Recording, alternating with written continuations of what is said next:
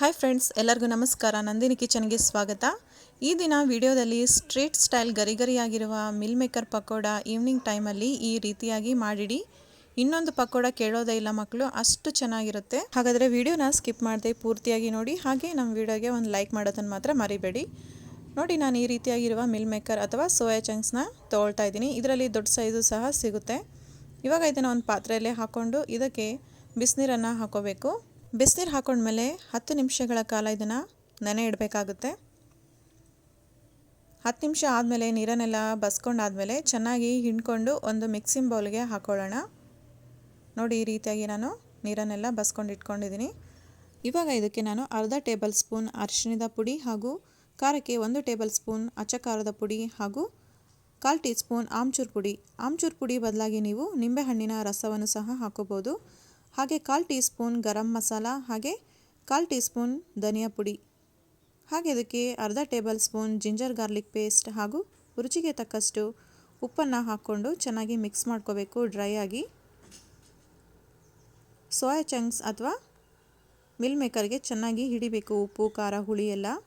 Mix ಮಾಡ್ಕೊಂಡಾದ್ಮೇಲೆ ಇದಕ್ಕೆ 2 table spoon ಕಡಲೆ ಹಿಟ್ಟು, ಮಿರ್ಚಿ ಬಜ್ಜಿಗೆಲ್ಲ ಯೂಸ್ ಮಾಡ್ತೀವಲ್ಲ ಆ ಹಿಟ್ಟಿದು 2 ಸ್ಪೂನ್ ಹಾಕ್ಕೊಂಡಿದ್ದೀನಿ. ಹಾಗೆ 2 ಟೇಬಲ್ ಸ್ಪೂನ್ ಕಾರ್ನ್ಫ್ಲೋರ್ ಹಿಟ್ಟು, ಇದನ್ನು ಹಾಕ್ಕೊಂಡು ಚೆನ್ನಾಗಿ ಮಿಕ್ಸ್ ಮಾಡ್ಕೋಬೇಕು.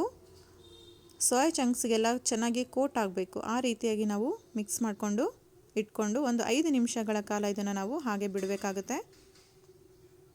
ನೋಡಿ, ಈ ರೀತಿಯಾಗಿ ಎಲ್ಲ ಚೆನ್ನಾಗಿ ಕೋಟ್ ಆಗಬೇಕು. ಅವಶ್ಯಕತೆ ಇದ್ದರೆ 1 ರಿಂದ 2 ಟೇಬಲ್ ಸ್ಪೂನ್ ನೀರನ್ನು ಹಾಕ್ಕೊಂಡು ನೀವು ಮಿಕ್ಸ್ ಮಾಡ್ಕೋಬೋದು. ನೋಡಿ ಫ್ರೆಂಡ್ಸ್, ಇವಾಗ ಎಣ್ಣೆ ಕಾದಿದೆ. ನಿಧಾನವಾಗಿ ನಾವು ಮಿಲ್ ಮೇಕರನ್ನು ಎಣ್ಣೆಯಲ್ಲಿ ಹಾಕೊಳ್ಳೋಣ. ನೋಡಿ, ಹಾಕೊಂಡ್ಮೇಲೆ ಮಿಕ್ಸ್ ಮಾಡ್ಕೋಬಾರ್ದು. ಬಬಲ್ಸ್ ಎಲ್ಲ ಹೋದ್ಮೇಲೆ ನಿಧಾನವಾಗಿ ಇದನ್ನು ಮಿಕ್ಸ್ ಮಾಡ್ಕೋಬೇಕಾಗುತ್ತೆ.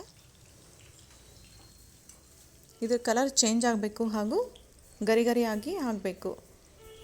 ಅಲ್ಲಿವರೆಗೆ ಎಣ್ಣೆಯಲ್ಲಿ ಫ್ರೈ ಮಾಡ್ಕೊಳ್ಳೋಣ. ನೋಡಿ, ಇವಾಗ ಕಲರ್ ಚೇಂಜ್ ಆಗಿದೆ. ಇವಾಗ ಎಣ್ಣೆಯಿಂದ ತೆಗೆದಿಟ್ಕೊಳ್ಳೋಣ. ಎಣ್ಣೆಯಲ್ಲಿ ಹಾಕಬೇಕಾದ್ರೆ ಹುಷಾರಾಗಿ ಹಾಕ್ಕೊಳ್ಳಿ. ಇದಕ್ಕೆ ಎಣ್ಣೆನೂ ಜಾಸ್ತಿ ಹಿಡಿಯೋದಿಲ್ಲ ಫ್ರೆಂಡ್ಸ್, ಕಡಿಮೆ ಎಣ್ಣೆಯಲ್ಲಿ ಸಹ ಇದನ್ನು ಮಾಡ್ಕೋಬಹುದು. ನೋಡ್ತಿದ್ದೀರಲ್ಲ, ಈ ರೀತಿಯಾಗಿ ಕಲರ್ ಚೇಂಜ್ ಆದಮೇಲೆ ಒಂದು ಪ್ಲೇಟಲ್ಲಿ ಎತ್ತಿಟ್ಕೊಳ್ಳೋಣ. ಎಷ್ಟು ಕ್ರಂಚಿಯಾಗಿ ಗರಿಗರಿಯಾಗಿ ಬಂದಿದ್ದಾವೆ. ಹಾಗೆ ಉಳಿದಿರೋ ಎಲ್ಲ ಮಿಲ್ ಮೇಕರನ್ನು ಎಣ್ಣೆಯಲ್ಲಿ ಹಾಕ್ಕೊಂಡು ಡೀಪ್ ಫ್ರೈ ಮಾಡ್ಕೊಳ್ಳೋಣ. ಹಾಕ್ಕೊಂಡ್ಮೇಲೆ ಸ್ವಲ್ಪ ಅಂಟ್ಕೊಂಡಿರುತ್ತೆ. ಇದನ್ನು ಸ್ಪೂನ್ ಸಹಾಯದಿಂದ ನಾವು ಬಿಡಿ ಬಿಡಿಯಾಗಿ ಮಾಡ್ಕೊಳ್ಳೋಣ, ನಿಧಾನವಾಗಿ, ಹುಷಾರಾಗಿ.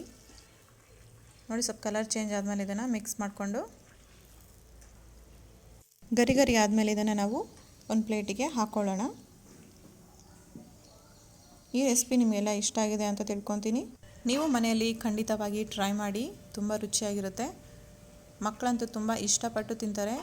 ಸೋಯಾ ಚಂಕ್ಸಲ್ಲಿ ಹೆಚ್ಚಾಗಿ ಪ್ರೋಟೀನ್ಸ್ ಮತ್ತು ಮಿನರಲ್ಸ್ಗಳಿರೋದ್ರಿಂದ ಈ ರೀತಿಯಾಗಿರುವ ಹೆಲ್ತಿಯಾಗಿರುವ ಸ್ನ್ಯಾಕ್ಸ್ಗಳನ್ನು ನಾವೇ ಮನೆಯಲ್ಲಿ ಶುಚಿಯಾಗಿ ಹಾಗೂ ರುಚಿಯಾಗಿ ಮಕ್ಕಳಿಗೆ ಮಾಡಿಕೊಡೋದ್ರಿಂದ ಯಾವುದೇ ರೀತಿಯ ಆರೋಗ್ಯದ ಸಮಸ್ಯೆಗಳು ಮಕ್ಕಳಿಗೆ ಬರೋದಿಲ್ಲ. ಸೋಯಾ ಚಂಕ್ಸ್ ಅಥವಾ ಮಿಲ್ ಮೇಕರ್ ಪಕೋಡಿನ ಕೆಚಪ್ ಜೊತೆಗೆ ಸರ್ವ್ ಮಾಡಿದರೆ ತುಂಬ ರುಚಿಯಾಗಿರುತ್ತೆ. ನೀವು ಖಂಡಿತ ಈ ರೆಸಿಪಿ ಮನೆಯಲ್ಲಿ ಟ್ರೈ ಮಾಡ್ತೀರಾ ಅಂತ ತಿಳ್ಕೊತೀನಿ. ಹಾಗೆ ಟ್ರೈ ಮಾಡಿದ ಮೇಲೆ ಹೇಗೆ ಅನಿಸ್ತು ಅಂತ ಕಮೆಂಟ್ಸ್ ಮೂಲಕ ತಿಳಿಸಿ. ಈ ವಿಡಿಯೋ ಇಷ್ಟ ಆದರೆ ಖಂಡಿತವಾಗಿಯೂ ಲೈಕ್ ಮಾಡಿ, ಹಾಗೆ ಸಬ್ಸ್ಕ್ರೈಬ್ ಮಾಡಿ. Thank you for watching.